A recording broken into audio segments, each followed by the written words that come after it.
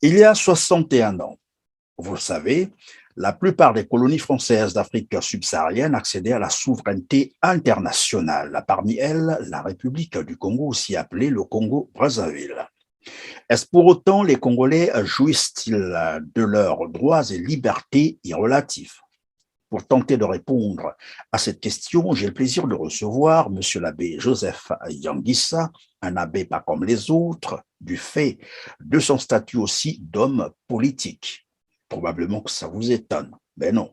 Il n'est pas interdit à un chrétien ou à un abbé de faire la politique. À ce sujet, je vous propose de suivre la déclaration du pape François qui lève cet équivoque. Humble. Tant de fois nous avons entendu « Un bon catholique ne se mêle pas de politique ». Ceci n'est pas vrai, ceci n'est pas la bonne voie. Un bon catholique se mêle de la politique en offrant le meilleur de lui-même. Voilà, vous avez probablement compris que c'est à ce titre d'homme politique que nous recevons M. l'abbé Joseph Yangissa. Moi, c'est Christian Perrin. Bienvenue à vous qui avez choisi TLR TV pour suivre votre émission Droit de savoir. Bonjour, monsieur l'abbé Yangissa. Bonjour, monsieur Christian Perrin. Merci de l'invitation, surtout en cet événement qui est une fête pour tous les Congolais. La fête de l'indépendance. Vous avez dit, oui, vous avez dit fête pour tous les Congolais, mais il y a des Congolais qui ne se reconnaissent pas dans cette fête parce qu'ils pensent que les choses ne vont pas telles qu'ils l'auraient souhaité. Oui, mais l'indépendance, c'est vrai, c'est celle d'un pays, notre pays, un territoire, une communauté humaine face à d'autres communautés humaines. Donc, c'est une déclaration juridique, c'est-à-dire que nous avons les mêmes droits que tous les autres pays. Mais c'est aussi la célébration de notre liberté. Parce que s'il y a indépendance, c'est que le peuple, notre peuple, par exemple, le peuple congolais, vaut le peuple français. Notre peuple, le peuple congolais, vaut le peuple américain. Donc, les actes que notre peuple adopte doivent être respectés par les autres peuples comme des actes souverains.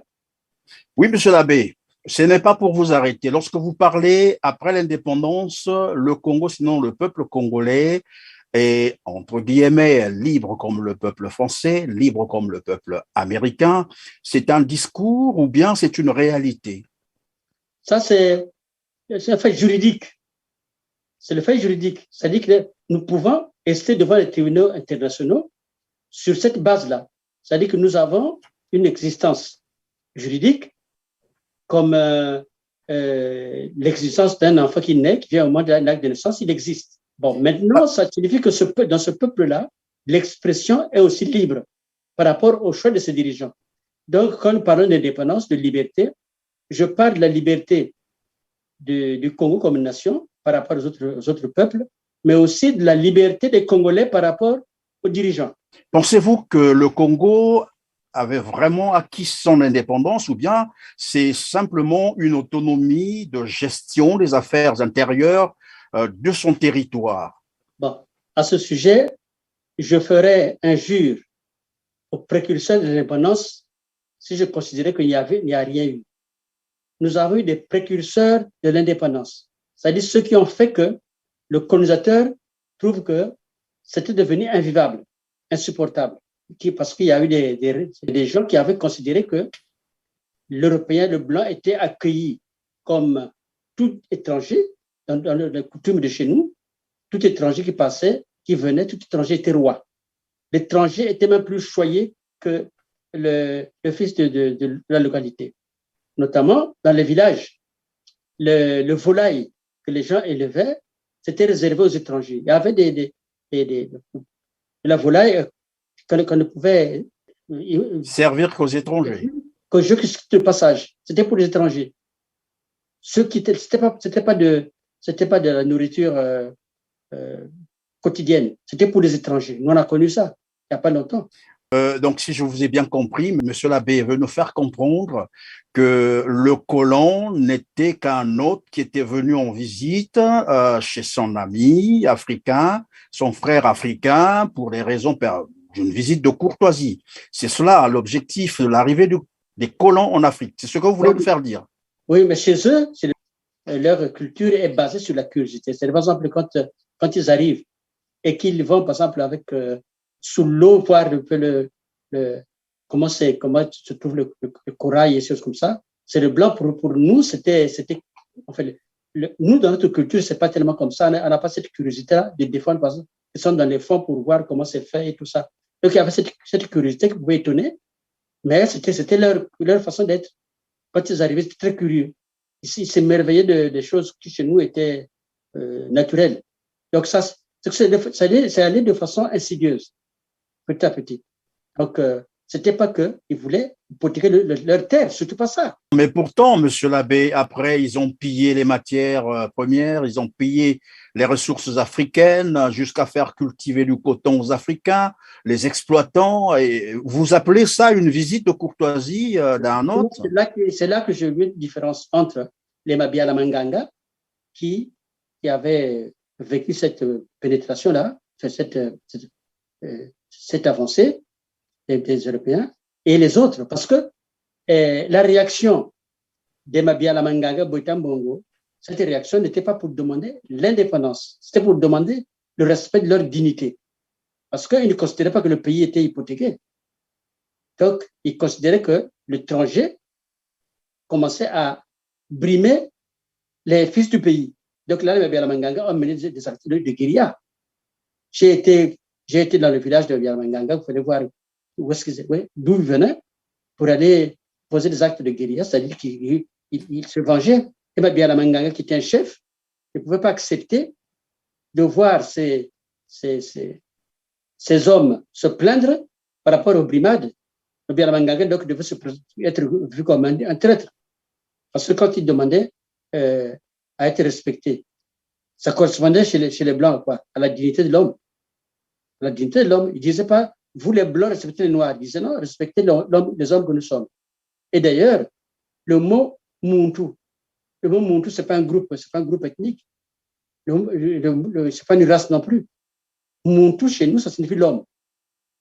Donc, les Blancs trouvaient que c'était considéré comme si on se présentait comme une race ou un groupe humain. Non, c'était l'homme. Donc, même le blanc était Muntu.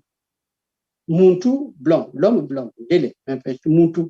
Donc, c'était le respect du Muntu. Oui, monsieur l'abbé, comment s'est passée l'indépendance du Congo? Cet événement, moi, je veux comprendre avec vous. Oui, d'ailleurs, à ce sujet, puisque j'ai parlé des précurseurs, nous pouvons parler de l'indépendance sans ces précurseurs-là. Et c'est pour ça, d'ailleurs, que j'ai arboré du rouge, parce que c'est le sang. L'indépendance, c'est le prix du sang. Ce n'est pas un cadeau, c'est le prix du sang de ces précurseurs-là. On ne peut pas les négliger. Quand ils ont posé un acte comme ça, le colonisateur a compris que les temps avaient changé.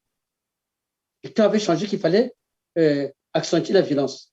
Parce qu'ils avaient un objectif, Et donc, après ces précurseurs-là, nous avons eu, il y avait Mabia Manganga, Boitam Bongo et tout ça, toute la compagnie. Et puis, nous sommes arrivés à l'étape de Matsuwa. Matsuwa, lui, il savait lire et écrire. Donc, il n'a plus posé la question de la même manière que les Boitam Bongo, la Manganga, qui étaient ses aînés. Donc, lui, il a créé une association. Après la guerre, donc il a créé une association amicale pour une association d'entraide d'abord, d'entraide pour créer une communauté de développement. Mais les Blancs avaient vu ça de façon un peu méfiante.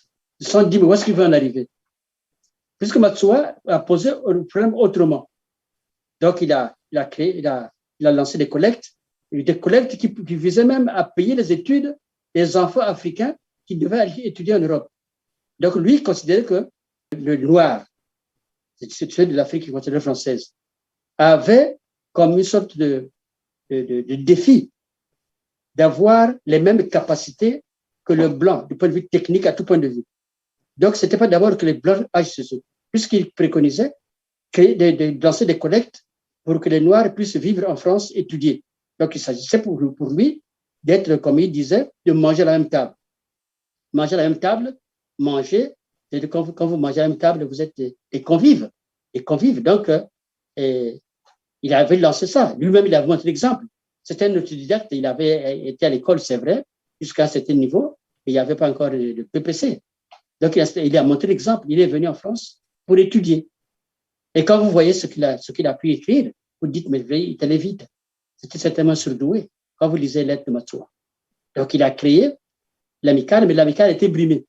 Vous savez qu'il a été volontaire à la guerre du côté de la France. Quand il était blessé à la guerre, on va l'arrêter à l'hôpital pour le renvoyer au Congo.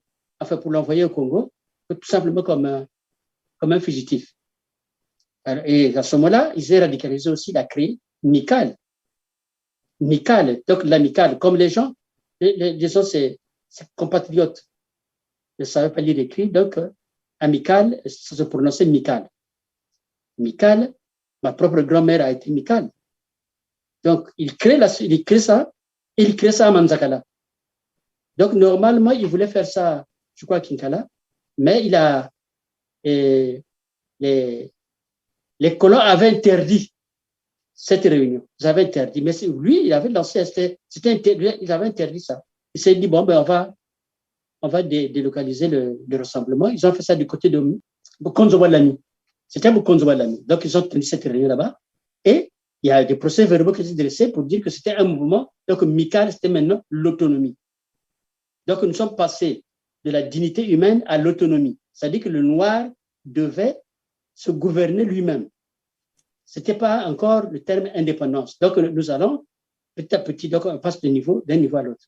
Donc là, nous sommes arrivés à l'autonomie. Mais comme le mouvement a été brimé, de la même manière que le mouvement de la dignité de la personne humaine, le Muntu, avait été brimé, parce que les villages avaient été brûlés, les femmes violées. On allait chercher des miliciens dans d'autres pays de la F pour venir brimer, notamment dans le Poul. Des personnes avaient été tuées.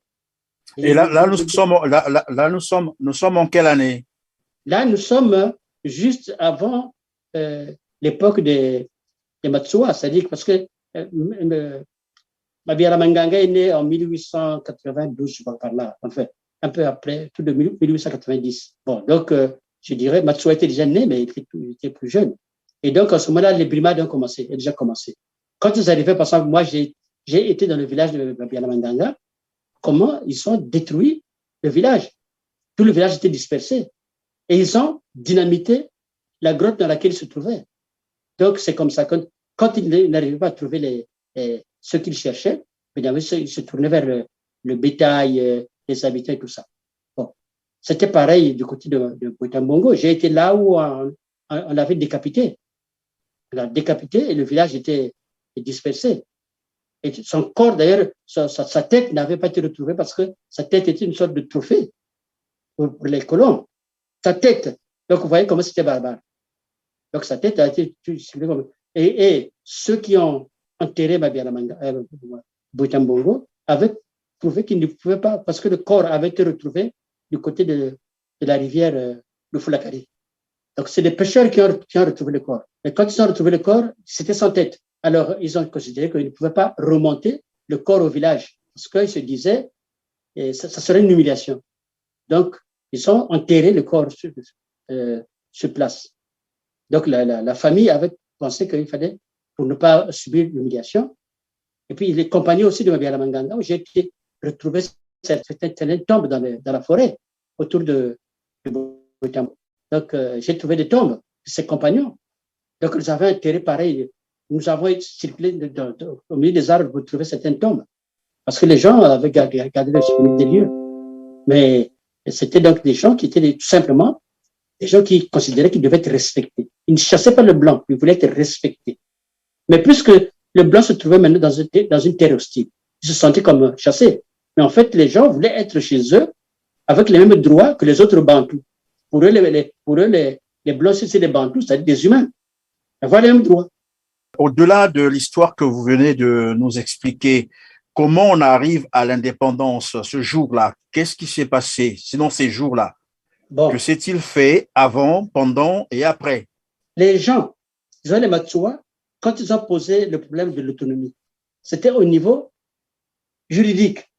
Donc, l'indépendance aussi était attendue comme un acte juridique de reconnaissance formelle de ce que nous sommes un peuple libre. Donc, ce n'était pas qu'on nous rende libres, nous ne sommes pas des esclaves, mais qu'on reconnaisse nos droits. Donc là, entre Matsuwa et l'indépendance, mais est-ce qu'avant, nous avions ces droits-là? Le problème, c'est sur la question de savoir, est-ce qu'avant, nous avions ces droits-là, avant l'indépendance? Quand on prend le Congo, Sassou connaît nos droits, mais ce n'est pas parce qu'il ne reconnaît pas que ça n'existe pas. Nos droits, c'est à nous de les faire respecter. Et ce que les gens faisaient dans les villages, quand ils attaquaient certains Européens. Donc, c'était une façon de revendiquer ça, de revendiquer leurs droits. Bon, maintenant, de Matsuwa au père, disons, de l'indépendance, ceux qui ont signé la proclamation de l'indépendance, de la souveraineté nationale internationale. En ce temps-là, il y a eu les 2 guerres mondiales, notamment pour la deuxième. Beaucoup d'Africains sont allés se battre. Et certains chefs avaient même envoyé des volontaires. Ce n'étaient pas des gens qui étaient partis la corde au cou. Donc, c'est des gens qui venaient du Baraté et puis ils amenaient à aller se battre à la guerre. Et quand ils sont revenus, ils avaient vécu avec d'autres Français qui étaient avec eux dans un champ de bataille. Ils ont vu pleurer des Blancs. Ils ont vu donc qu'ils étaient égaux. Et après la guerre, ils ont fêté ensemble. Et ils ont vécu les premiers actes de racisme. Monsieur l'abbé, au regard de la situation actuelle du Congo-Brazzaville, donc 61 ans après l'indépendance, l'économie à terre, le système éducatif et le système de santé n'existent pratiquement plus, crise de valeur, crise de confiance, où les Congolais ne se font plus confiance. Est-ce qu'on peut penser que ça a été là l'échec des pères de l'indépendance ou un détournement de trajectoire par ceux qui ont pris la relève après les indépendances? Les pères de l'indépendance, pour le Congo, si je parle de Yulu, Pango, etc., ils étaient, pour prendre le timing, ils en étaient au même niveau que les autres pays qui avaient été proclamés indépendants en 1960. Ils n'étaient pas en retard. Même quand nous étions enfants, dans les villages, moi, je n'ai pas grandi au village, mais c'est des choses que nous avons vécues. Dans les villages, ce sont les parents qui amenaient les enfants chez le directeur pour les inscrire à l'école. Parce que les parents voulaient que les enfants sachent déchiffrer, sachent lire, interpréter les lettres. C'est nous qui faisions les lettres pour... Moi, j'écrivais, j'étais à l'école primaire, quand je transcrivais ce que ma tante, qui faisait du commerce au village, me dictait. Et quand j'avais fini de transcrire, elle me demandait, relis ta lettre, qu'est-ce que j'ai dit? Mais il fallait relire en lari. J'avais écrit en français, elle avait écrit en lari, j'ai écrit en français, mais quand il faut restituer, il fallait restituer en lari. Et c'est elle qui va dire, c'est très bien. Ou qu'on va dire, non, je n'ai pas dit ça.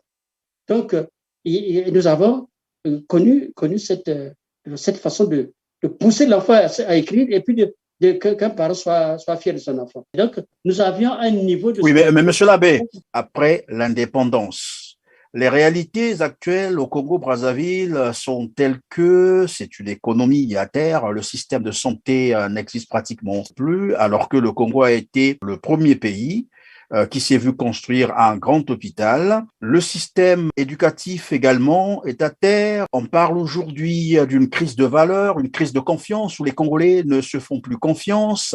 Au niveau politique, c'est une crise totale.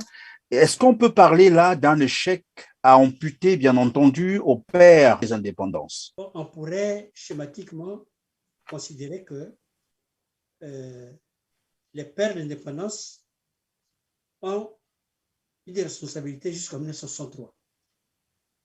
Ils ont tout connu, les hauts et les bas.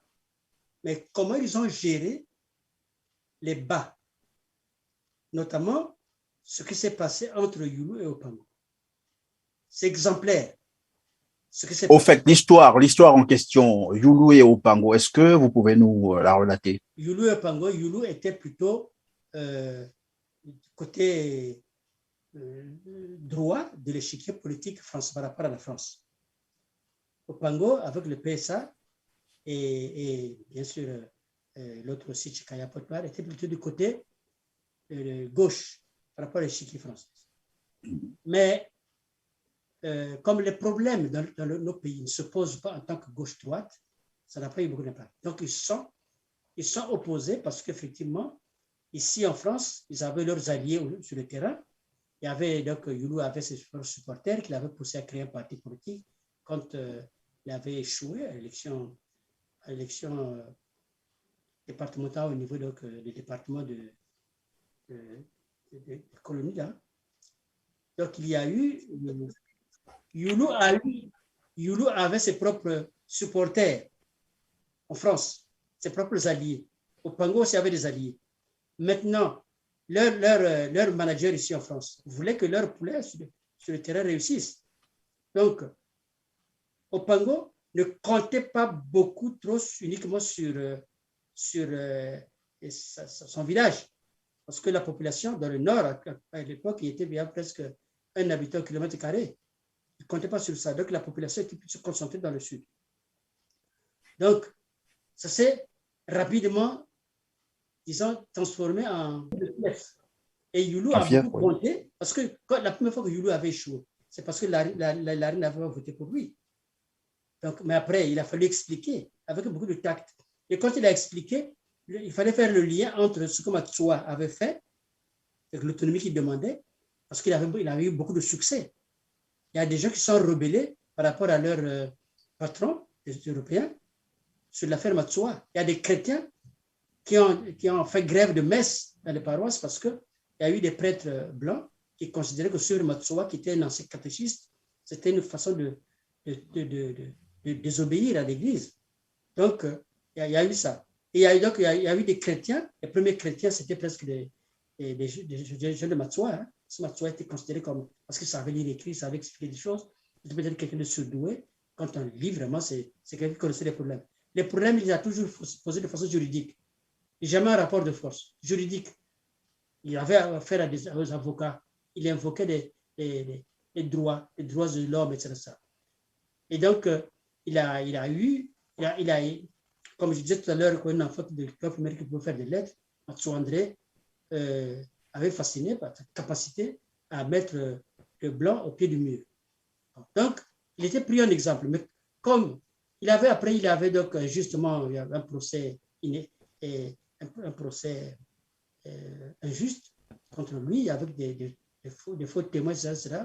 La manière avec laquelle il avait été arrêté, jugé, tout ça, avec des faux témoignages contre lui. Et il y a donc beaucoup de choses qui sont passées parce que le Kola avait demandé, avait un peu aidé les populations. Les populations ont refusé, notamment quand ils ont distribué des cacahuètes à distribuer aux populations. Les populations ont dit non, ces cacahuètes-là, certainement, c'est de l'argent que nous avons cotisé pour l'amicale, l'argent que Matsoa avait collecté pour l'association et tout ça. Donc, ils ont considéré que Matsoa était un escroc, on allait leur retirer de l'argent. Ils ont dit non. Nous, c'est volontairement qu'on a cotisé, donc cet argent ne le reprend pas. Et quelque temps après, quand ils ont commencé à distribuer ces choses-là aux habitants, les habitants pensaient que c'était une manière de leur restituer l'argent. Donc, ils ont refusé ces choses-là. Ils ont refusé parce qu'ils ont considéré que Matsoa était donc considéré comme injustement arrêté, emprisonné, jugé. Et comme par hasard, Matsoa est déclaré mort en prison à Mayama. Mais pour vous dire comment il était soutenu, c'est qu'à l'époque, il y avait donc Monseigneur Nkunku, qui était comme prêtre africain. Il n'a pas eu froid aux yeux, il ne s'est pas gêné de courir très vite à la prison de Matsoa, de Mayama, quand il avait appris que Matsoa était mal en point. Là-bas, il était là-bas parce qu'à l'époque, il y avait donc l'extrême onction. Donc lui, Matsoa, n'était donc pas exclu de l'Église puisqu'il avait droit à l'extrême onction de ce prêtre noir. Donc, Monsieur Nkunku était là-bas pour lui accorder l'extrême onction. Ils avaient donc de bonnes relations. Donc, Matsoa était populaire. Et donc, après, les gens ne voient pas son corps. Mais les gens auraient souhaité, si Matsoa était mort, au moins qu'on leur restituât le corps et qu'il célèbre les obsèques comme un fils digne du pays. Ça ne s'est pas fait. Donc, même Monsieur Nkunku avait dit lui-même qu'il n'avait pas vu le corps. Mais quand il est arrivé, on lui avait dit que c'était trop tard, il était déjà mort, donc il était populaire. Donc, quand Youlou arrive, d'autres arrivent, il y a d'autres qui étaient candidats, mais quand Youlou se lève pour aller parce qu'il était encouragé par des prêtres, notamment par son évêque, Monsieur Biéchet à l'époque. Tout comme en Centrafrique, Boganda avait été encouragé par son évêque. Donc, il y avait des évêques qui comprenaient que, bon, mais, ils n'ont pas assez de cadres. Le prêtre était le seul à faire des études supérieures. Donc, ils disaient, oui, allez-y. C'est l'intérêt, c'est pas comme aujourd'hui, à l'époque, on disait... Oui, et donc, rapidement, comment on arrive au conflit, finalement, le conflit de 59? Le conflit se passe donc, le pouvoir c'était un régime parlementaire. C'est-à-dire c'est le Parlement qui désignait le Premier ministre. Le Premier ministre qui devait conduire le pays à l'indépendance. Donc, quand ils font l'élection parlementaire, certains considèrent que jusque-là, Opango devait gagner parce qu'il avait normalement un électeur de plus. Quand il fallait donc voter pour le Premier ministre, il avait donc un député de plus, donc il devait mathématiquement gagner. Mais aussi, nous sommes à l'époque des charmes. Ce n'est pas seulement aujourd'hui qu'il essaie de débaucher. Il y avait des charmes, mais l'arbitrage est assuré par la France. Donc, il y a un député de Opango qui a changé de bord au cours de l'élection et qui a voté pour Youlou. Donc, du coup, Youlou a gagné l'élection législative. Donc, il y a des gens qui ont dit certainement qu'il a corrompu. Mais il n'y a pas eu de voie de recours légitime. C'est-à-dire qu'il n'y a pas jamais de preuve. Rien ne prouve. Rien ne prouve. Et puis après, qu'est-ce que c'est prouvé sur le terrain? Parce que Youlou a prouvé qu'en fait, il était populaire dans le sud, puisque aux élections municipales, l'UDDA, son parti, a gagné les 3 grandes villes de l'époque. Brazzaville, c'est l'UDDA qui a gagné, avec donc lui-même comme maire. Pointe-Noire, c'est l'UDDA qui a gagné, avec Tchichélé comme maire. Dolisie, c'est l'UDDA qui avait gagné, avec Pierre Goura comme maire. C'était les 3 grandes villes. Quand tu avais ces 3 villes-là, et puis les régions environnantes, tu gagnais les élections. Donc, du coup, Opango aussi s'est dit, bon, mais ce n'est pas la peine de continuer à courir, entendons-nous. Et quand ils ont voulu créer justement un parti unique, ce n'était pas Youlou qui avait imposé le parti unique. C'était une conséquence logique pour en finir avec la tribalisation du pays. Et la plupart des pays africains avaient pensé que c'était la seule solution. Les rassemblements, disons, les regroupements se faisaient sur la base des connaissances. Et ceux qu'on connaissait le plus, c'était des gens du village, les gens du quartier, etc., qui venaient. Mais il n'était pas dit que quand vous êtes une autre tribu, vous venez, on vous chasse. Ce n'était pas comme ça. Et donc, voilà, vous avez dit Youlou gagne donc les élections législatives. Et après, qu'est-ce qui arrive pour qu'on arrive à ce conflit-là? Oui, mais c'est après, donc, parce qu'il y a eu contestation de cette élection. Donc, les conflits ont commencé à Pointe-Noire. Mais des gens qui étaient adultes à cette époque peuvent vous dire ça. Nous, on était tout petits quand tout ça, mon père célébrait et tout ça. Mais il y a des gens qui étaient assez grands, qui étaient même, je dirais, des acteurs, comme les Ndalagraï, comme les Massal Sindé, qui étaient doublés d'un historien, peuvent vous détailler. C'est-à-dire que les conflits ont commencé là-bas et les conflits sont arrivés à Brazzaville. Mais ce n'était pas que les Lari contre les Mboshi. Parce que du côté de Opango, on trouvait aussi des Lari. Le premier Mboshi, je crois, qui avait été tué. Parce que moi aussi, j'ai beaucoup discuté avec qui était au MCD, avec Tébian Billy. Tébian Billy, qui était aussi un ancien du séminaire, avec qui j'ai changé beaucoup parce qu'il avait du respect pour le prêtre. Et c'était aussi un universitaire. Donc, lui, il était jeune militant. Jeune militant. Donc, il dit bien que une des personnes qui avait été tuée du côté de Poto-Poto, c'était un militant de Youlou, mais originaire du Nord, mais qui avait été tué parce qu'il était militant de Youlou, parce qu'il a été tué par les gens du Nord. Donc, ce n'était pas d'abord un Moshi contre Lari. Voilà. Donc, il avait été, si j'ai bien compris, il avait été tué par... Tué par des militaires de Opango parce qu'il était youliste, mais pourtant, il était du Nord. Et puis, il y a des gens aussi qui étaient au Sud, qui étaient du Sud, qui avaient été, je ne sais pas si tués, mais qui avaient été menacés, notamment André Bikoumou, et parce que c'était un grand commerçant à l'époque, c'était un grand commerçant dans le Congo, mais qui avait manqué de la mort parce qu'il était avec Opango. C'était un Lari. Donc, ce n'était pas d'abord Moshi Lari, ce n'était pas comme ça. C'était 2 partis en manque d'idées. Parce que normalement, les partis se créent par des idées, mais ce n'était pas l'idéologie. Donc, c'était l'appartenance à un leader. Donc, après, ils ont fait quoi? Donc, on va contrôler la chose en considérant que nous allons avoir un seul parti, un même parti. Donc, Opango et Yulu ne se sont pas vus contraints à cette histoire-là de créer un parti unique. Mais l'une des raisons qui vont militer à ce que Yulu soit démis, c'est parce qu'il veut un parti unique, parce qu'il veut un syndicat unique, etc. Ce n'est pas vrai. Parce qu'après, justement, c'est pour ça que je considère la révolution comme coupable. Parce qu'après qu'ils ont trompé le peuple, non seulement Yulu avait augmenté les salaires que les gens exigeaient, non seulement ce n'était pas une révolution, parce que le groupe qui est allé au palais, normalement, ils devaient se retrouver tous. Mais le groupe qui est allé au palais le plus vigilant, c'est le groupe qui venait de Bakongo. Donc, ce n'était pas une histoire de tribu. Le groupe qui venait de Bakongo, mais ils croyaient qu'ils allaient être ralliés par les autres. Bon, finalement, il y a eu quoi? Ceux qui ont été décidés. Ralliés par les autres, lesquels? Vous faites allusion. Le groupe qui venait de Bakongo, qui devait se rendre au palais, devait être rejoint par ceux qui venaient de Brazzaville Nord. Mais ça ne s'est pas fait comme ça. C'est un peu comme à l'époque de, je ne sais pas, ça a toujours fait comme ça. C'est-à-dire qu'on dit, on manifeste et puis il y a un côté qui ne vient pas. Donc après, on leur a dit, c'est vous-même qui avez renversé votre monsieur. C'est pour ça que Yulu s'est adressé dans un discours, on l'a dit, parce qu'il était bien informé, il savait que c'est le groupe de Bakongo qui est virulent. Donc c'est pour ça qu'il avait prononcé le discours à ses militants.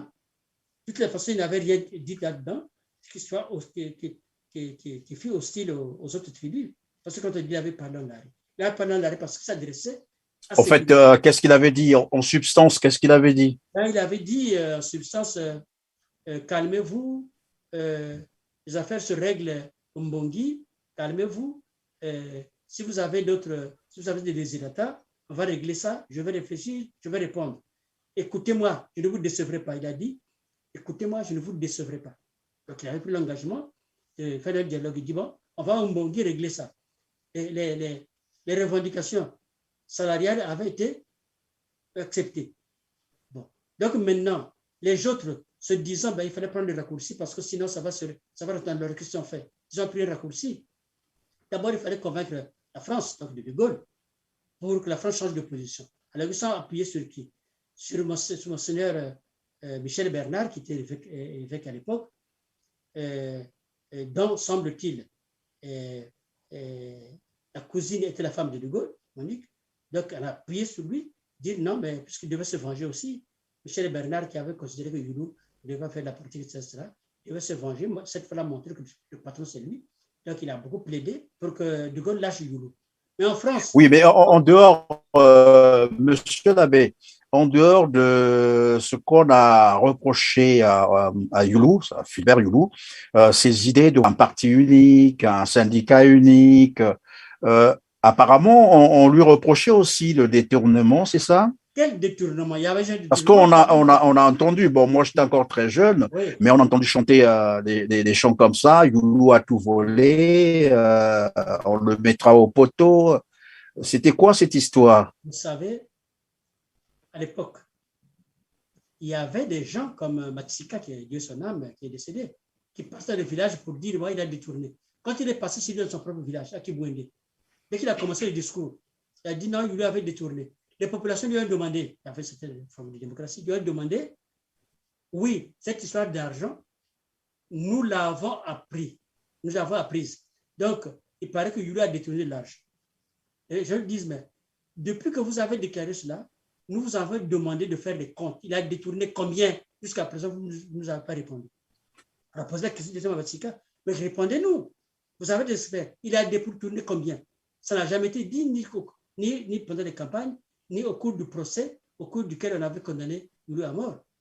Et donc, si j'ai bien compris, l'histoire des détournements accusés, donc Yulu était accusé, c'était des histoires montées de toutes pièces, c'est cela? De toutes pièces, parce que d'abord, un peu plus tard, on a entendu le témoignage, par exemple, de Kungango, qui n'était quand même pas d'abord du bord de Yulu, qui avait reconnu que Yulu n'avait pas détourné un franc. Il a reconnu.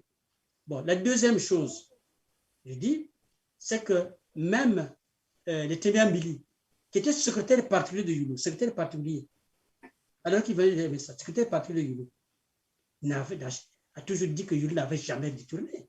Et l'histoire, quand on dit que l'argent, quand il y avait une mission au retour, on remettait l'argent au trésor. Mais ce n'était pas qu'une histoire postérieure. Mais la plupart des pays étaient gérés comme ça. Même si vous attendez des histoires comme ça au Mali, le président malien remettait l'argent au trésor. Et donc, on peut comprendre par là, Monsieur l'abbé, que c'était déjà là l'ombre de la révolution qui va suivre, c'est cela? Exactement. Donc, des manipulations politiques, il fallait préparer la conscience populaire pour ce qui devrait arriver. Voilà. Maintenant, parce qu'il fallait que l'armée intervienne pour faire partie, puisque de toutes les façons, si le parti de Youlou était bien organisé, s'il y avait eu une contre-manifestation, il y aurait eu une marée humaine. Les disons, révolutionnaires n'auraient pas tenu le coup. Ils n'auraient pas tenu le coup. Parce que les gens ne comprenaient pas. Les gens ne comprenaient pas ce qui se passait. Et puis, l'UDD n'était pas vraiment structuré. C'était un parti, je dirais, populaire. Populaire, c'est-à-dire, il y avait Youlou et puis le peuple. Il n'y avait pas vraiment de numéro 2, numéro 3 et tout ça. Bon, donc voilà. Alors, finalement, la révolution va arriver. Comment ça va se passer et est-ce que c'est par là que commencent aussi les violences politiques? La révolution va arriver avec le mouvement national de la révolution. Donc, les grands acteurs, c'est les syndicalistes, ceux qui avaient obtenu la tête de Youlou, parce que quand Youlou démissionne, il y avait qui? Il y avait les syndicalistes et les militaires. Mais là où ce sont les militaires qui demandent la démission, c'est un coup d'État. Youlou avait demandé sur l'assistance des militaires. C'est les militaires qui ont dit qu'il faut démissionner, on ne peut plus assurer votre sécurité. Ça veut dire quoi? Quand vous savez le président, sécurité, pourquoi sécurité? Par rapport à qui? C'est une menace. Il a démissionné sous la menace des militaires. Donc c'est un coup d'État dont on voulait la couverture du peuple. Donc il fallait créer un climat comme ça pour justifier le coup d'État. Parce qu'après, qu'est-ce qui s'est passé? Ils ont créé un gouvernement provisoire, dirigé par Massamba Deba. Bon, mais ce n'était pas une élection. Il n'y a jamais une élection. Mais comment Massamba Deba est arrivé à la tête de ce groupe-là, lui qui n'était pas militaire? Massamba Deba, ils étaient allés le chercher. Il fallait qu'il était dans son village, ils sont allés le chercher. Les gens qui l'ont installé, et comme ça, vraiment, c'est bon. Comme on fait un coup d'État, c'est-à-dire on voulait l'installer. Et après, ils ont organisé un référendum. Le référendum, c'était pas, est-ce qu'il s'agit c'était pas une élection. C'était un référendum où il y avait oui ou non. Il y avait un bulletin noir, un bulletin, je crois, vert ou blanc. Je ne sais plus. Mais le bulletin non, on disait que celui qui dit non, c'est le bulletin noir. Donc, il veut le chaos. Donc, effectivement, je sais que dans les fiefs youlistes, les gens ont voté non. Ça, je le sais. Parce que notre maître à l'époque, c'était un militant du nouveau régime. Donc, il surveillait dans les bureaux. Il considérait que vous êtes bête et tout ça. Donc, le non l'avait emporté. Donc, les grandes fraudes, parce que je dirais qu'il a affiché. Mais les grandes fraudes massives, c'était à l'époque, le non l'avait emporté. Selon les gens qui étaient dans les urnes, le non l'avait emporté. Ils avaient bourré l'urne avec le oui qui était de couleur verte ou blanche, quelque chose. Donc, déjà là, c'était pas un tel ou un tel, non, c'était pas des candidats. C'était le système.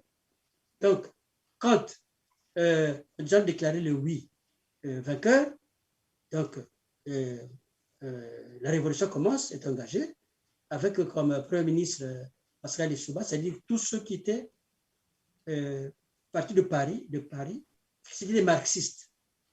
C'était des marxistes de mode idéologique. C'était des marxistes idéologiques, quand ils sont rentrés, donc ils ont pris le pouvoir.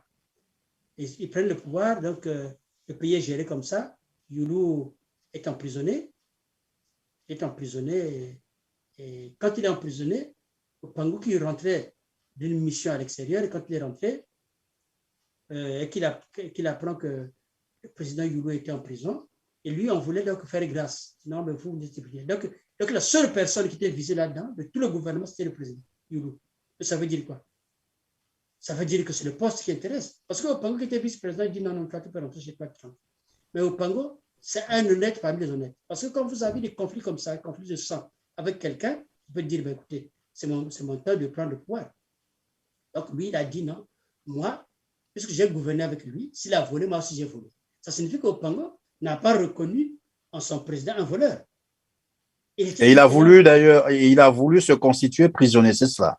Il s'est constitué prisonnier, il s'est constitué prisonnier. Monsieur l'abbé, certains observateurs estiment que politiquement parlant, le Congo-Brazzaville est un pays trop violent. Un pays où on tue les présidents en plein jour, on assassine les cardinaux, un pays où on emprisonne d'autres présidents, un pays où on fait des expéditions militaires à répétition contre les populations civiles et qui se soldent souvent en des dizaines de milliers de morts. Est-ce le fait d'avoir raté l'indépendance? Le bilan actuel a eu ses Oui. prémices dans la Révolution. Tout ce qui fait faillite aujourd'hui, ça a commencé à faire faillite un peu en titubant de la Révolution. L'école a commencé à faire faillite. Moi, j'ai discuté à l'époque, j'étais au séminaire. Quand vous dites révolution, nous sommes donc en quelle année comme ça? 63.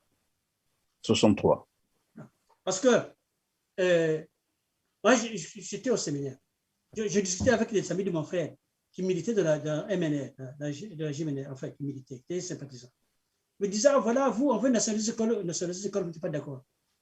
Mais qu'est-ce que vous gagnez quelque chose dedans? J'ai dit, mais l'Église gagne quoi dans les écoles? Ah oui, il y a quelque chose qui doit. C'est pas possible que vous vous teniez. J'ai dit, ah bon, c'est comme ça. Mais quand les écoles ont été nationalisées, on a vu quoi? L'enseignement s'est dégradé. Parce qu'il était interdit, même interdit de punir. Parce que même à la maison, les parents étaient interdits de punir les enfants. Il y avait des enfants qui dénonçaient les parents dans les sections, parce qu'il y avait des sections de militantisme. Les enfants allaient perdre le temps là-bas. C'est devenu, au lieu d'avoir des groupes scouts et tout ça. Dans les scouts, on apprenait quoi? Dans les scouts, on apprenait à être autonome, comme on dit le mot. Être autonome. C'est-à-dire, vous êtes dans une forêt, quand vous allez faire du feu, tout ça. Comment il fallait se débrouiller? C'est ce qu'on apprenait. Ce n'était pas au niveau de la religion. On apprenait à être des hommes dans le scoutisme, dans ces mouvements-là.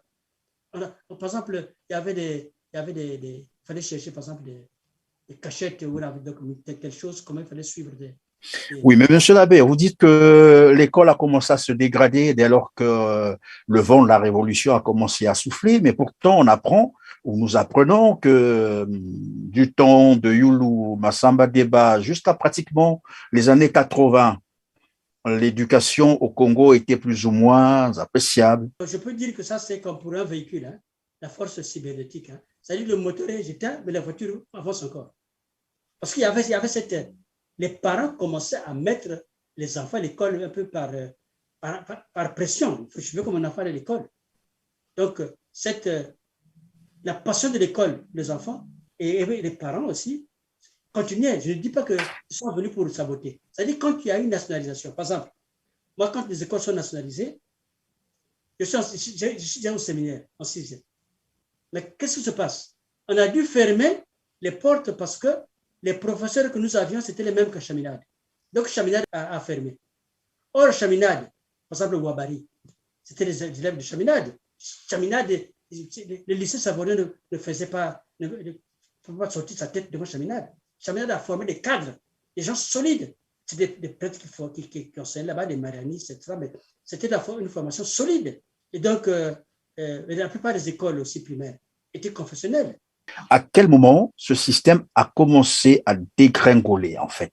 Par exemple, quand on a nationalisé les écoles, nous, à l'époque, normalement, nous, au BPC, on devait faire, quand on faisait au séminaire, on faisait un BPC genre série C. C'est après l'indépendance? Oui, ça, c'est après l'indépendance, oui. C'est-à-dire qu'il y avait un BPC scientifique. C'est-à-dire que vous n'avez pas physique et chimie, vous avez sciences naturelles, des choses comme ça. Deux options. Donc, quand vous pensiez, quand vous aviez comme projet au lycée de faire lettres, vous faisiez le BPC, genre, entre guillemets, littéraire, et les autres, les scientifiques. Mais quand on a obligé, à la Révolution, a voulu faire de tout le monde des scientifiques. Donc, nous autres qui n'étaient pas bons en chimie, mais c'était emmerdant. Et tout d'un coup, vous devez faire la chimie. Alors que jusque-là, c'était savez que moi, je ne suis pas scientifique, c'était n'importe quoi. Alors, vous avez donc les moyens qui dégradent, on sort le BMG. Ce n'est pas le BPC, le BMG. Donc, alors que le BPC, les matières venaient d'ailleurs. Donc c'était neutre. Là, vous avez commencé à avoir des correcteurs aussi. Et quand ils commencent, hein, enfin, les gens étaient encore consciencieux, parce que ceux qui dirigeaient, c'était les gens qui sortaient de l'école d'avant. C'est vrai, donc il y avait encore un peu de conscience. Mais au fur et à mesure que les enseignants étaient eux-mêmes sortis du système, ça se dégradait. Mais c'était plus le même niveau quand vous prenez par exemple, le système Tikaya. Tshisekedi, c'est quelqu'un qui n'était pas un docteur. Mais quand Tshisekedi prouve ses connaissances et de son expression, mais tu pensais que c'était un doctorat, je ne sais pas quoi. L'université de Brazzaville, les étudiants venaient de partout, il y avait des Tchadiens, c'était l'Afrique centrale. Hein. Donc le niveau se tenait. Et puis ceux qui ont enseigné là-bas, ce n'étaient pas tous des docteurs. Hein. C'est des gens dont le niveau était défendable. Nous avons tout eu. Nous avons eu la première radio, la première télé d'Afrique noire. C'est nous qui l'avons eu. Et quand on comparait nos étudiants, nos cadres, nous, par rapport au Congo belge, mais c'est le Congo. Quand on écoutait les journalistes, comme André Bernard, comme Marie-Josée Maté, c'était quand tu écoutais la radio, c'était... Non. Et nous avions aussi à l'époque des écrivains qui tenaient la route. Mais bon, voilà. Donc, ça s'est passé. Alors, mais lorsque je vous entends donc parler, je me rends compte qu'il fut une période où le Congo a fait la fierté en Afrique. Voilà. Et voilà, quelques temps après, maintenant en 2021, on se rend compte que finalement, tout a été détruit. Ouais, est-ce qu'on peut penser que c'est aussi là la responsabilité d'un peuple qui ne sait pas défendre ses droits? Non, moi je dirais que sans chauvinisme, sans quoi que ce soit, je dis que la même équipe qui avait suscité la guerre dite tribale, qui ne l'était pas du tout, les 59 sont les mêmes qui sont au pouvoir. Sassou dit dans son livre que c'est eux qui ont voulu la révolution. Mais quand on veut la révolution, c'est une façon de reconnaître que c'était un putsch. Comment un individu qui est militaire peut vouloir la révolution? Que c'était lui et Ngouabi qui ont voulu la révolution. Donc ils ont insurgé le peuple. Donc c'était eux qui étaient la manette. Donc après, il ne faut pas s'étonner que Ngouabi ait perdu. Et Sassou, qui était un grand opportuniste, l'a emporté. Il a toujours occupé des postes clés. Pourquoi il était ministre de l'Intérieur? Il était ministre de l'Intérieur sous Ngouabi, ministre de l'Intérieur. Et puis quand vous posez la question aux gens qui étaient proches, on sait très bien qu'il était là pour diviser Ngouabi et Anga, diviser tout ça. Donc c'est là-dedans pour diviser le clan et arriver à la mort de Ngouabi. Et quand Ngouabi passe au pouvoir, il savait, il était malin, il a voulu comment pousser Yombi qui était couillu comme Ngouabi, pour passer comme ça, lui, dans l'ombre. Et puis après, quand il s'est servi de Yombi, il a pris le pouvoir. Donc c'est les mêmes. Vous retrouvez les mêmes. Donc c'est eux qui ont fait que le Congo dégrégole avec la révolution, puisqu'ils l'ont voulu. Et la révolution a fait quoi? La révolution a tout foutu en l'air. La révolution a tout foutu en l'air. C'est-à-dire que, par exemple, puisque si c'était si révolutionnaire que ça, pourquoi il n'a pas posé la question de la vraie indépendance? À l'époque, il n'y avait pas de franc CFA. Pourquoi ça contre tout ça? Ils ne savaient pas comment ça fonctionnait le franc CFA et les révolutions. C'était Yulu qui devait partir. Parce qu'après, ils sont assis, ils ont fait parti unique, ils ont fait syndicat unique et de contrainte. Parce que quand on n'allait pas à la réunion, mon père, quand il n'allait pas à la réunion, parce que mon père était contre-révolutionnaire, mais on commençait à étudier son cas à la réunion. Les gens du quartier qui se réunissent là, donc il y avait des chefs et tout ça, qui se réunissent sur le cas de il ne vient pas à la réunion. Oui, monsieur l'abbé, est-ce qu'on peut parler de la responsabilité du peuple congolais? Parce qu'on ne peut pas comprendre qu'en 1977, un président de la République est assassiné en plein jour, ce peuple ne se soulève pas. Un ancien président est assassiné, un cardinal est assassiné, personne ne se lève. Plus tard, en 1997, un président démocratiquement élu est chassé du pouvoir par un coup d'État militaire. Ce peuple assiste, ne revendique pas, ne réclame pas le retour à l'ordre constitutionnel et depuis là, il a à sa tête un régime qui fait tout en violation des lois et règlements de la République. Il ne fait toujours rien et ce peuple assiste. Qu'est-ce qui peut expliquer cette résignation? C'est pour ça que je considère que ce n'est pas très intéressant de repasser de l'indépendance, etc., parce que là-bas, bon, les pères de l'indépendance, ce sont des gens qui étaient, puisqu'il y a une certaine confusion entre l'autonomie demandée par Matsuwa et l'indépendance telle qu'elle devait être racontée. Donc, c'est peut-être parce que l'autonomie, c'était presque ce que De Gaulle avait voulu, c'est-à-dire l'indépendance de la communauté. C'est-à-dire, c'est la communauté avec une métropole et puis des territoires qui sont autogérés, et puis à une certaine limite. Donc, c'était presque une autonomie simple. Ce n'était pas une indépendance coupure avec une égalité entre deux pays, deux États différents. Ce n'était pas ça. Donc, il y a peut-être cette confusion, une confusion due aussi, est-ce que c'est de la naïveté, mais qui croyait en la bonne volonté Gérald de Gaulle, puisque de Gaulle aurait pu tenir ferme, c'est-à-dire, bon, à nouveau, raconte pas l'indépendance, comme ça s'est passé avec la Belgique de l'autre côté. Donc, de Gaulle dit, bon, ben, on vous la donne.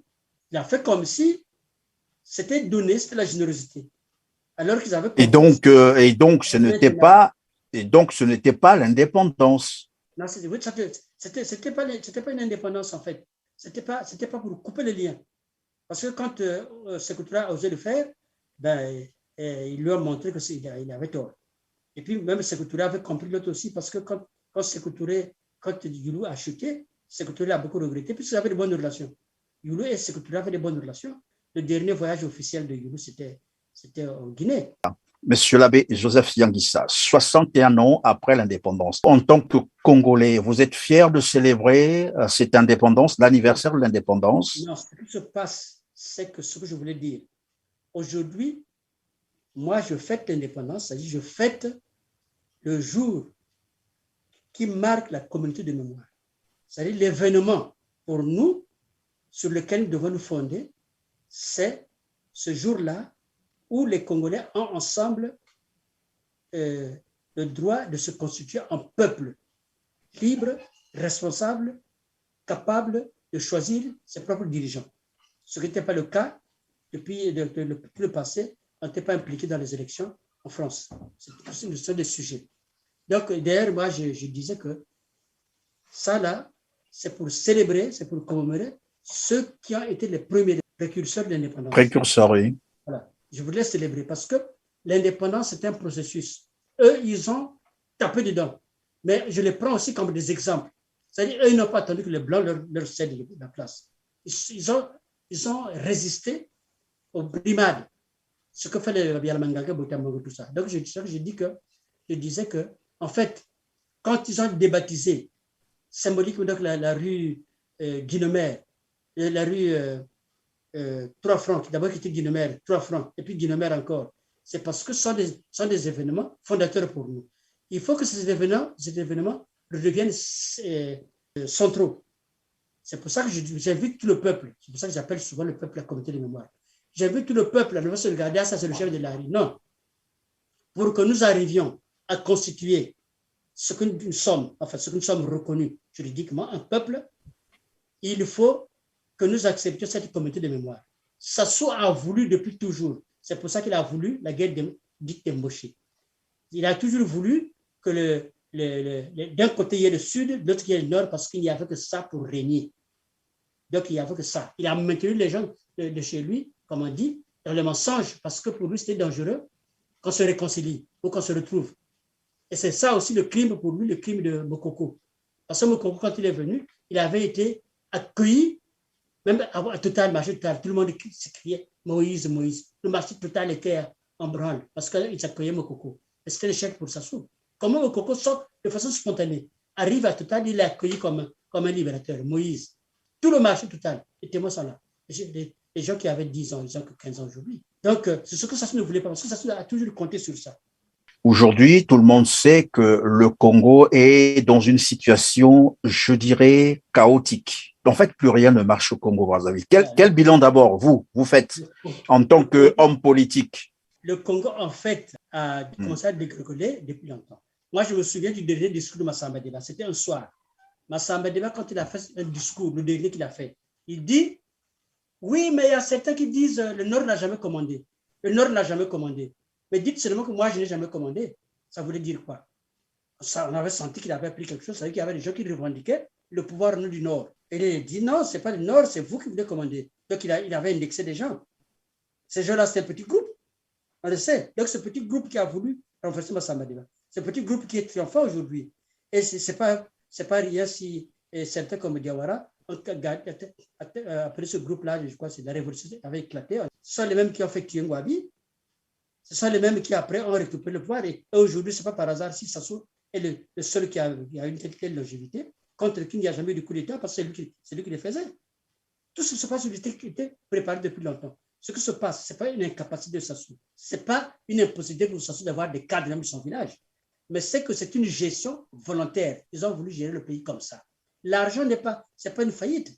Ce n'est pas parce qu'ils ont voulu gérer qu'il y a eu des problèmes comme il en a vu dans toutes les affaires. Non. Oui, quel bilan dressez-vous quel bilan dressez-vous? Quelle lecture faites-vous? Oui, mais il n'y a pas de lecture à faire. C'est la kleptomanie triomphante. C'est le vol. Le pays n'a jamais été gouverné. Il n'a jamais essayé de gouverner. Ils ont des institutions à Libye. Vous avez trouvé Cour des comptes, tout ça. Ils ont posé la question. Il y a eu du Parlement. Il n'y a pas de Parlement.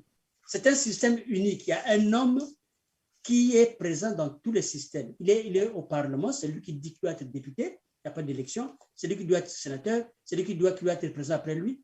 Il n'y a pas de gestion ou d'essai de gestion. Ce n'est pas que le pays soit... Le problème du pays, c'est que nous avons des voleurs, des kleptomanes. Parce que le mot scientifique, c'est la kleptomanie. Le mot n'est pas trop fort, non? Des voleurs. Non, le mot voleur, c'est un peu trop bas, quoi. Le petit voleur, c'est comme si... Non, petit larcin, non. Eux, c'est des kleptomanes, ça dit que c'est une scientifique. C'est une gestion, c'est une science même du vol. C'est-à-dire quand le vol est érigé au niveau scientifique, ils savent vous planquer. Et ils ont réussi à créer un réseau de corruption internationale.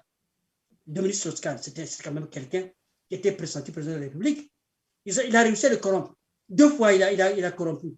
2 fois, il a été président de l'Union africaine. Tout ça acheté.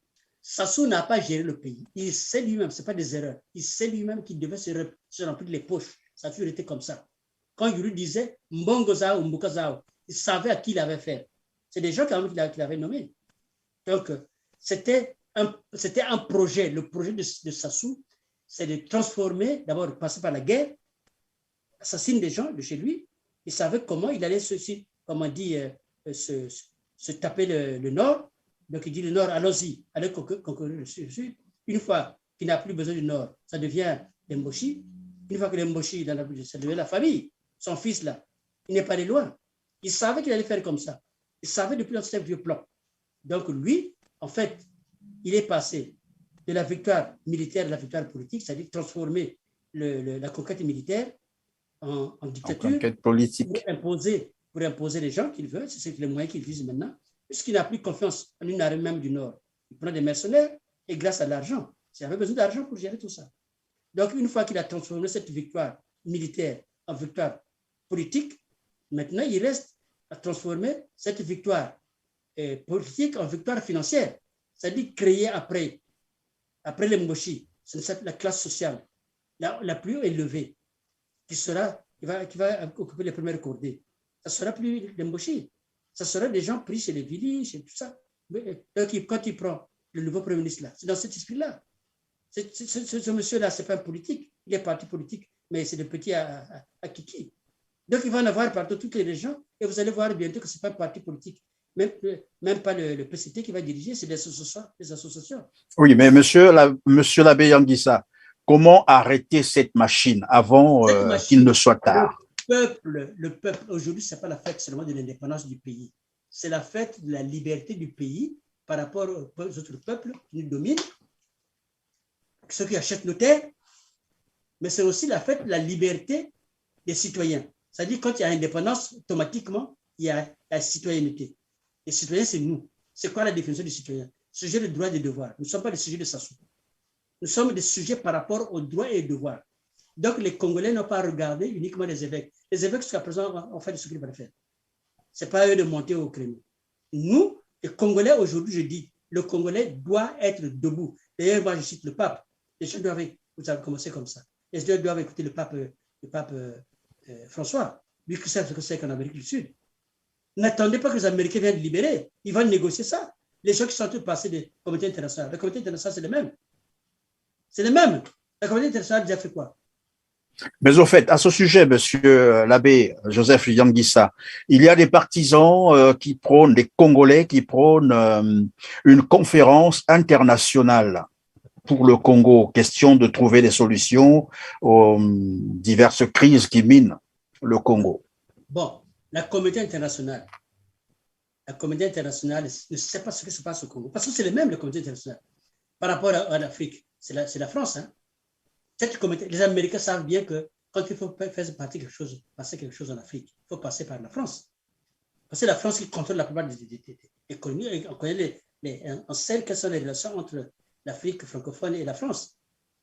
Les dictatures africaines, ce sont presque des malamines en Afrique. C'est-à-dire c'est des sous-traitants. Ils savent ce qu'ils gagnent à côté. La France ne sait pas où est l'argent de Sassou. La France ne sait pas qu'il y a des crimes que Sassou a commis. La France sait tout. La France sait plus que nous. Macron sait plus que nous. Et il appelle comment? Ami. Le dirigeant ne sait pas qui est Sassou quand il appelle ami. Il connaît le poids des mots. Ils savent. Ils en savent plus que nous. Donc, on va les chercher pour régler quoi? Ils savent. Les problèmes qu'il y a déjà eu là-bas, il y a eu des morts pendant des mois. Cette communauté internationale n'est pas venue. Même pas pour arrêter la main de Sassou, qui s'acharnait sur les populations innocentes. On a vu la communauté internationale. Donc, quand ils viennent s'asseoir, c'est pour dire quoi? C'est à mon avis quoi? La communauté internationale sait pertinemment ce qui se passe au Congo. Dans le détail, ils savent. Les chiffres, ils connaissent. Les chiffres, le nombre de morts, ils connaissent. L'argent se trouve et tout ça. Ils connaissent toute la comptabilité, ils l'ont. Donc, la communauté internationale, c'est les copains de la France, c'est tout. Qu'est-ce que M. l'abbé Joseph Yangissa propose comme alternative? Il y a l'alternative. Nous devons, en tant que Congolais, assumer le devoir. Maintenant, je veux m'adresser au maillon faible. Il y a un maillon qui fait qu'il n'y a pas peuple. C'est le maillon que Sassou avait voulu mettre derrière. Le maillon qui considère que tout ce qui était fait, c'est à leur faveur, donc on ne bouge pas. C'est un défi pour eux. C'est un défi. Je voulais dire donc à ceux qui se considèrent comme le peuple du Nord, parce que quand on regarde la gestion de Sassou, apparemment, tout le monde n'a pas été au même enseigne. Il y a des gens qui considèrent le Sud que dans le Nord, ils sont gâtés. Est-ce que c'est vrai ou c'est pas vrai? Est-ce que dans le Nord, ils sont gâtés ou pas? Mais si on dit qu'ils sont gâtés, donc on peut chercher l'explication. Donc s'ils ne bougent pas, c'est parce qu'ils sont, c'est-à-dire qu'ils sont, c'est à eux que profite le crime. Mais si c'est dit à tort, ça aide de le prouver. S'ils ne sont pas contents de ce président, l'autre partie du peuple a déjà manifesté, notamment en choisissant massivement Mokoko, mais aussi en ayant manifesté à plusieurs reprises. Mais jusqu'à présent, cette partie que Sassou considère comme la sienne. Biso Todjoué, Biso Todjoué. Donc Biso, Bino Banan. Biso Todjoué, ça c'est après la guerre. Biso Todjoué. Et quand il a dit, maintenant je ne peux pas vous payer, maintenant allez vous servir à Bakongo pour aller piller. Ça signifie que c'est pas ce genre-là, c'est pas son peuple. Pardon, cette parole est sortie de Sassou Nguesso, c'est ça? Oui, aller piller. C'est qu'on appelait ça. C'est toi qui avais avoué ça. À la télé française, c'est passé. Ah non, le président a considéré qu'il n'y a pas de quoi nous payer, donc il nous a donné une semaine pour piller. Et en pillant, il tue. Donc, comment voulez-vous douter s'il dit que bon, allez piller dans le pool? Dans le pool, ça allait piller quoi? Parce qu'ils avaient déjà fait quoi dans le pool? Ils étaient allés pour dire quoi? Écoutez, réduisez-les à néant. Parce qu'ils ont coupé les arbres, réduisez-les à néant. C'est pour ça que je vous dis que tout ce qui se passe, ça a été planifié. Il n'y a pas eu d'accident. Il a fait ce qu'il a fait. Donc maintenant, il veut transformer la victoire militaire et politique en victoire sociale. C'est-à-dire qu'ils vont distribuer de l'argent dans une classe sociale qui va créer des emplois, comme aujourd'hui au sommet, il y a les Bill Gates. C'est-à-dire ceux qui vont avoir des emplois, qui vont les créer, qui vont avoir toutes les sociétés. Vous allez vous voyez d'abord vous-même. Toutes les sociétés, c'est la famille ou apparentée, à pointe noire partout. Parce qu'ils préparent maintenant à être des gens qui auront la paix, qui vont mettre la paix et vous dire, bon, on vous paye. On vous paye, mais c'est eux qui ont l'argent. Donc, ça devient une classe politique, financière, qui va régner sur le Congo, mais dans une paix apparente. C'est-à-dire que vous n'aurez pas de droit de grève, il n'y aura plus de parti politique, c'est-à-dire qu'on ne peut plus poser des termes en termes politiques, mais en termes d'intérêt individuel. Chacun va se battre pour lui. Et comme les syndicalistes aujourd'hui, les syndicalistes n'existent plus. Moi, à mon avis, il faut manifester contre les syndicalistes. Les gens doivent se dire, on n'a pas de syndicat. Parce que les retraités qui sont là, c'est des anciens syndiqués. Donc, tout d'un coup, ils ont versé de l'argent. Tout d'un coup, quand on fait plus les grèves que pour les salariés. C'est de la trahison. Les syndicalistes, c'est une honte. C'est une honte, je ne sais pas, de syndicaliste. En fait, vous voulez nous dire que finalement, loin de ce que l'on pense que ce sont des syndicalistes, mais en fait, c'est juste des organes contrôlés par le pouvoir. Voilà, c'est des organes ils savent comment négocier ça. C'est comme le Parlement. Le Parlement doit contrôler le gouvernement. Mais le Parlement contrôle le gouvernement, quoi. Ça, c'est des copains. Donc, je dis, c'est tout le système qui. Il ne faut pas seulement parler de Sassou. C'est tout le système parce qu'il a toujours agi dans le système. Quand je parle de système. Sassou, quand il pose un acte, il utilise des gens comme Nsourou l'avait dit. Il ne signe jamais les ordres. Il fait comme si c'était de la page. Alors, il va demander aux petits, les bébés noirs. Il va les dire bébés noirs. Viens s'agenouiller pour demander pardon, papa. Comment? Sassou qui est en train de massacrer des peuples, donc ces petits-là n'arrivent pas. Tout ça, c'est lui qui fait comme si il faut que là, s'agenouille devant lui, les habitants de telle tribu, aller demander pardon, lui là. Mais il faut le dégager, ce monsieur, il faut le dégager. Ce n'est pas Dieu qui va le faire. Les textes sont là que la liberté, on ne la demande pas. C'est un droit divin. L'homme a été créé libre. L'homme a été créé libre. On ne peut pas mettre une chaîne au cou puis tirer comme on fait pour un chien.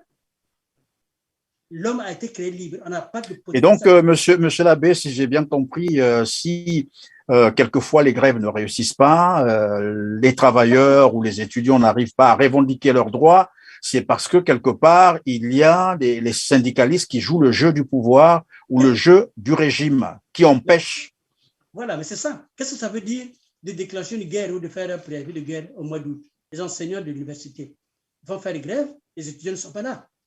Donc, les étudiants ne peuvent pas être au chômage parce que si c'est au chômage, ils peuvent déclencher une guerre aussi, une grève aussi. Donc, ils font ça au mois d'août. C'est des rigolos, les syndicalistes sont des rigolos. En fait, vous voulez dire que c'est des traîtres alors. Donc, aux travailleurs et aux étudiants d'avoir un œil sur eux.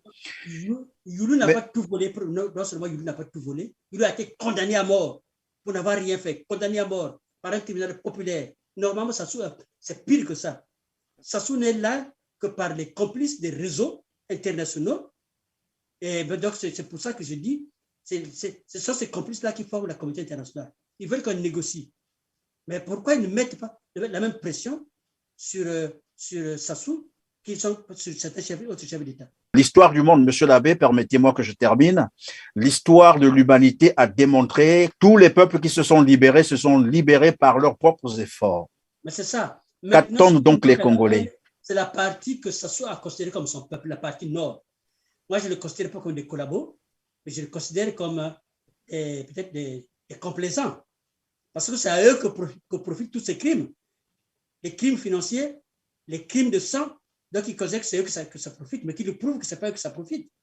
Ils le prouvent. Il suffit que certains disent non, mais vous savez, nous aussi on souffre. Le problème n'est pas là. Le problème est reconstituer un couple. Est-ce que la partie nord et la partie sud constituent un seul peuple? C'est la partie nord qui répond. Parce que la partie sud, on a tellement marre qu'ils commencent à parler de République sud du Congo. Mais pourquoi? Moi, je reçois ça avec beaucoup de pitié. Je me dis, mais les pauvres, ils ont peut-être tout essayé, considèrent qu'ils ont tout essayé. Les autres sont complaisants avec Sassou. Mais pour qu'on ne considère pas comme des gens qui ne veulent pas qu'on nous recommande, on va se retirer. Mais qu'est-ce qu'ils répondent des autres? Moi, je ne suis pas d'accord avec la division. Mais parce que le défi est lancé à eux. Quand on suit du Congo, c'est par rapport à Sassou, c'est par rapport à la population. Bon, d'accord? Puisque vous voulez ce président-là, mais qui ne s'oppose pas à nous, qu'il soit votre président. Allez-vous débrouiller. Est-ce qu'ils acceptent ça? C'est le défi du Congo, du sud du Congo. C'est au peuple dit du Nord de répondre à la question. Les autres considèrent qu'ils ont tout essayé avec vous, mais ils considèrent que certainement que vous ne vous considérez pas comme le même peuple qu'eux. Donc, ils vous proposent de se séparer, même s'ils veulent constituer un petit territoire, mais ils considèrent que vous, du Nord, vous êtes de connivence, parce que c'est à vous que profitent tous ces crimes, et donc vous êtes complaisants. Mais ils n'ont pas envie d'attendre. Moi, je voulais parler. Monsieur l'abbé Yanguissa, quelqu'un me disait, lorsqu'on veut arriver à bout d'un régime, on n'a pas toujours besoin de toute la population. 2, 3 personnes déterminées peuvent arriver à bout d'un régime. C'est ce que, bien sûr, les Sassou Nguesso ont fait. En leur temps, j'en arrive, je vais terminer. Et pourquoi vous pensez que c'est le peuple du Nord qui empêche que ceux qui sont déterminés arrivent à bout de ce régime? Vous pensez qu'ils ont raison? Quand je parle du peuple, je vais être anonyme, je ne vais pas citer quelqu'un. Par exemple, là, ce qui s'est passé au Mali, c'est le peuple qui s'est levé, mais finalement, la finition a été faite par l'armée. Le peuple s'est levé, mais l'armée qui a pris son responsabilité, qui a fait partie du président. Et quand il y a eu maintenant un retour en Et arrière. c'est toujours une partie du peuple qui se lève. C'est jamais tout le peuple, c'est toujours une partie du peuple qui se lève. Oui, mais c'est pas. Parce que en fait, ce qu'on fait avec Sassou, ce que je suis de parler, c'est que le peuple, il a déjà stigmatisé le peuple en deux camps. C'est-à-dire, il y a son peuple à lui, et puis le peuple, quand il dit Bisso Todjoué, donc Bisso, Bango Banane. Donc, il y a cette partie, mais c'est pas ce qui s'est passé au Mali. Donc, au Mali, quand les gens se lèvent, ils ne savent pas qui est à côté. Mais quand ici, à Brazzaville, quand les gens se lèvent, ils savent que tous ceux qui sont là, c'est du Sud. Et les autres se disent aussi, c'est le Sud, ils sont sur le marché. Alors, si bien que les leaders qui sont là-bas du Nord, ils sont tout de même capables de faire bouger qui que ce soit. Parce qu'ils se disent, bon, si on lance un appel, personne ne viendra. Et parce qu'il y a un peuple qui se considère, bon, et que ça se passe mal, mais au moins, nous sommes privilégiés. Et voilà, c'est comme ça que c'est compris. C'est comme ça que c'est compris par ceux qui sont sud du Congo. Ceux qui sont sud du Congo, c'est des gens qui veulent la paix, qui veulent aussi être critiques vis-à-vis des uns et des autres. Mais ce pas des gens qui sont pour la médiocrité. Mais si là-dedans, il y a des gens qui sont tellement endoctrinés qu'ils en sont encore là, mais ils se disent, bon, écoute, nous, on n'a pas besoin de perdre du temps, nous voulons être un État séparé. C'est triste, c'est à pleurer. Monsieur l'abbé Joseph Yagissa, est-ce qu'on ne pouvait pas faire la part des choses, comprendre que finalement, c'est toute la population congolaise qui est responsable de ce qu'elle est en train de vivre, parce que lorsque vous dites que, disons, au nord du Congo, ou dans la partie nord du Congo, est celle qui soutient Denis Sassou Nguesso, mais nous voyons bien, pendant les élections, même dans la partie sud du Congo, il y a des jeunes qui sont derrière ce candidat, Denis Sassou Nguesso. Il y a ces jeunes qui partent là-bas, et ceux qui travaillent aux côtés de Denis Sassou Nguesso ne sont pas forcément tous du Nord. Il y a aussi ceux de la partie sud. Donc, en réalité, c'est une responsabilité partagée. On trouve tout le monde.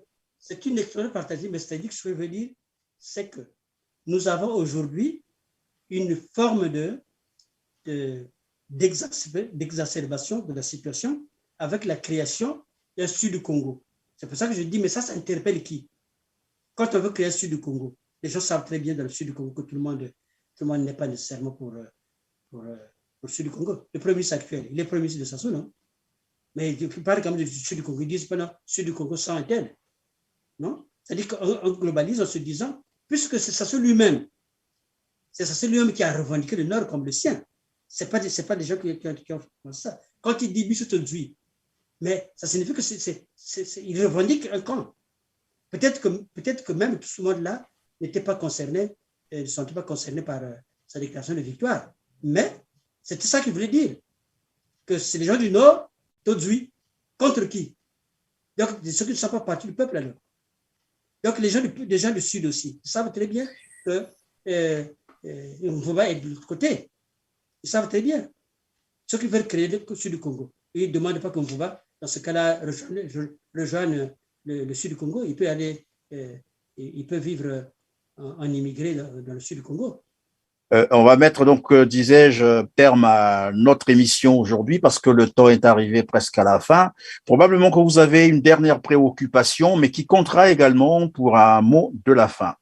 C'était à l'occasion de la célébration de l'indépendance. Pour moi, c'est une célébration spirituelle et politique. Moi, je m'inscris comme spirituel en tant que je suis un baptisé dans le Christ et que je considère pour moi que c'est un fait historique aussi important que ma naissance. Et en même temps, je suis politique au sens où, comme l'a dit le pape François, au sens où j'ai des responsabilités, mais plus encore. Parce qu'en tant qu'humain, je suis intrinsèquement responsable de l'humanité, enfin disons de la création. L'homme, c'est le seul être qui sont des responsabilités sur la création, sur la faune, sur la flore, etc. Ce n'est pas pour rien que la politique aujourd'hui a évolué jusqu'à la conscience écologique. Parce que nous avons des comptes à rendre par rapport à la création, pas seulement à nos âmes. Donc, aujourd'hui, nos ancêtres qui sont battus et qui ont versé le sang, ce sont des gens qui doivent être honorés en ce que nous devons faire ce qu'ils ont fait. Quand ils ont dit non aux brimades, non-respect de leur dignité, ils se sont levés, ils ne se sont pas allés s'agenouiller devant les dictateurs européens pour dire excusez-nous, est-ce qu'on peut faire ceci? Ils sont allés jusqu'au bout. Et pas pour Monsieur l'abbé Yanguissa, est-ce que c'est une interpellation de la jeunesse congolaise de s'armer du courage de nos pères, c'est cela? Tout le peuple. Voilà. Armons-nous de la mémoire de nos ancêtres, des précurseurs. Parce que s'il n'y a pas eu ce précurseur, il n'y aurait pas eu d'indépendance. Parce qu'ils ont montré, ils n'ont pas été comme amorphes à crier tout ça, à dénoncer dans les églises, etc. Ils ont dit, nous, on veut qu'on nous respecte comme des humains. Ils ont pris les petits moyens qu'ils avaient. Ils n'avaient pas de fusils mitrailleurs. Ils ont pris des moyens qu'ils ont pour exiger ça. Et le blanc avait compris que ça ne peut pas continuer comme ça. Donc, il y a eu l'indépendance par ses précurseurs. Il y a eu les peines de doc parce qu'il y a eu avant des gens qui ont balisé le chemin. Il faut dire que Youlou était aussi matsuaniste, ce qui les a séparés avec les je dirais matsuaniens, parce que pour moi, il y a une différence. Donc, ils étaient matsuaniens, c'est-à-dire que le combat, ils voulaient continuer, mais seulement, il y a eu un malentendu, c'est que les matsuanistes voulaient complètement couper le lien, c'est-à-dire qu'ils ne pas même participer aux élections. Alors que Youlou disait non, prenez d'abord ça, parce que c'est l'évolution des exigences de nos parents. Donc, assumons ça et on va évoluer. Donc, il y a eu ça comme malentendu.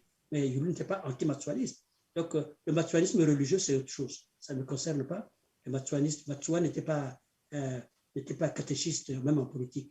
Matsua avait la conscience politique, mais c'était d'abord, avait la conscience religieuse, mais c'était d'abord un homme politique. Donc, moi, le terme de... Quand je vous entends parler, vous êtes en même temps prêtre et aussi matsuaniste, c'est cela? Je suis matsuanien. Vous vous revendiquez comme un matsuaniste? Oui, parce que en tant que chrétien, c'est possible de concilier les deux courants religieux? Moi, je considère que Matsua, c'est quelqu'un qui est dans cette conception, la même conception de la politique, c'est-à-dire que le développement de l'homme et de tout l'homme. C'est-à-dire que Matsua, c'était dans la même ligne politique que Mandela. C'est-à-dire qu'il ne s'agissait pas de demander que les Blancs partent, mais qu'on soit ensemble, un homme et une voix. Monsieur l'abbé, nous étions en train de conclure. Alors, on constate bien qu'il y a eu échec à tous les niveaux, c'est-à-dire 60 ans après l'indépendance, l'économie, j'en arrive, tout à fait, oui. Il y a eu non, mais on sait qu'il y a l'échec au niveau. Faites partie de Sassou. Tout à fait, monsieur. Le problème au Congo. Faites partie de Sassou. La révolution, il était déjà là. Il était là, il est revenu de son livre, il était là. C'est eux qui ont semé le trouble, qui ont menti, qui ont fait tuer des gens par des faux procès. Ça fait longtemps que ça a commencé. Ça fait longtemps que les faux procès ont commencé. Il y a eu, on a condamné Youlou, mais après Youlou, personne n'a plus jamais été condamné. Maintenant, c'est l'immunité, non? Donc, c'est ce qui demande, c'est l'immunité. C'est quelqu'un qui n'a jamais rien respecté au-dessus de lui, même pas sa constitution. Une constitution, si on prête serment sur quelque chose, c'est que cette chose est supérieure à soi. Si Sassou prête serment sur une constitution, c'est qu'il reconnaît que la constitution est au-dessus de lui. Parce que le serment sacré, quand vous ne respectez pas le serment, il n'y a pas de jure. Donc, Sassou, même la constitution qu'il fait lui-même, même quand il a mis un article verrouillé, il ne respecte rien. Mais qu'est-ce qu'on va faire avec un homme comme ça? Même une constitution qu'il lui-même fait, parce qu'il exige aux autres de respecter la constitution, de respecter pas de trouble à leur république, et il met les gens en prison et les subit pour ça. Il y a certains qui sont en prison pour ça. Et lui-même, c'est lui qui prend des armes. Ça signifie quoi? Le problème, c'est lui. Et même Koko, qui a tenté, parce que simplement, il y a eu intention. Lui, il a fait des coups d'État. Il y a eu même assassinat. Tout le monde, tous ceux qui ont témoigné, ses amis à l'époque, ils l'ont dit. Il a fait tuer des innocents pour masquer son forfait. Mais le problème, c'est Sassou. C'est un homme qui est désespérant. Alors, donc, il faut se mettre à genoux à ses pieds. Maintenant, il cherche une conférence, c'est pourquoi un dialogue. Mais quel dialogue? Quel dialogue avec Sassou? Quel dialogue? C'est un homme de mauvaise foi. Il faut que tout soit au-dessus de lui. Donc, il va corrompre tout le monde. Il promet tout, donc il hypothèque le pays. Il n'y a ni indépendance. Parce que quand il hypothèque une terre, là où le problème du Congo, c'est l'électricité. Mais quand tu vas demander à des gens de creuser des trous béants dans ces zones-là, à cause de l'or, mais tu sais quoi? Ça signifie que au revoir l'électricité. Mais il veut quoi? C'est quelqu'un qui a une volonté mauvaise. Ce n'est pas quelqu'un qui a échoué. C'est une calamité naturelle, ça se. Il n'y a plus rien à prouver, c'est une calamité naturelle. Moi, je crois beaucoup à la miséricorde de Dieu. Mais je pense que pour libérer l'âme de Sassou quand il va mourir, ben, je ne sais pas comment le maître lui a demandé. Hein. Parce que je crois que c'est même Dieu en a marre. Je préfère en rire parce que c'est des mots très forts. Oui, il va construire des églises et tout ça, faire comme s'il savait. Tout ce qui est profanation, ça, il faut de profanation anticiper ça. C'est un blasphème, ce qu'il fait. C'est un homme désespérant, Sassou. Qu'est-ce que vous voulez faire? Le livre sur lequel il prête serment, ce livre-là dont il se fiche. Tu prêtes serment sur la Constitution, tel que tu la veux. Mais tu t'en fous de ce texte-là. Et tu le mets en prison pour ce même texte. Mais qu'est-ce que vous voulez faire avec un homme comme ça? Il est désespérant. Et il veut mettre son fils. Son fils, il a fait école à côté de lui. Mais son fils ne va pas compter sur le PCT. Son fils va compter sur les associations.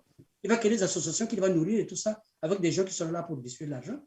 Des associations qui seront faites d'une population hybride comme ça. Parce que lui, il se reconnaît depuis une population locale. Donc, il va créer une population à lui, pour avoir un peuple à lui, et pour aussi collaborer avec les cordées au niveau supérieur, parce qu'il va prendre toutes les entreprises. Dans ces entreprises, il mettra des actionnaires européens, et va gérer ça comme ça. Donc, c'est parti maintenant, il veut transformer cette victoire en victoire. Alors, monsieur l'abbé Joseph Yanguissa, on peut penser qu'il y a eu également un échec au niveau spirituel aussi, non? Oui, moi aujourd'hui, donc, j'ai demandé, depuis le début, une durée de 40 jours de prière. Maintenant, il ne reste que le tridium. Bon, donc, du 13 au 15. Donc, aujourd'hui, moi, si je veux lancer un appel, je l'appelle là, à moi-même. Même le pape, quand il parle là, il ne dit pas, ne touchez pas. Il dit, même le droit canonique, je dis le droit canonique, la théologie morale. Je ne sais pas si c'est la même théologie morale, mais on disait, quand un tyran massacre tout un peuple, il n'est pas un péché de supprimer le tyran. C'est la morale. En un mot, pour terminer, qu'est-ce que vous dites aux Congolais aujourd'hui? Je dis aux Congolais, cherchant les moyens, les voies et moyens de dépasser les syndicalistes. Il faut avoir le minimum de solidarité vis-à-vis des syndicalistes. Ce qu'on dit, c'est une trahison collective. Parce que si on ne fait rien, ce ne sont pas seulement les syndicalistes qui font.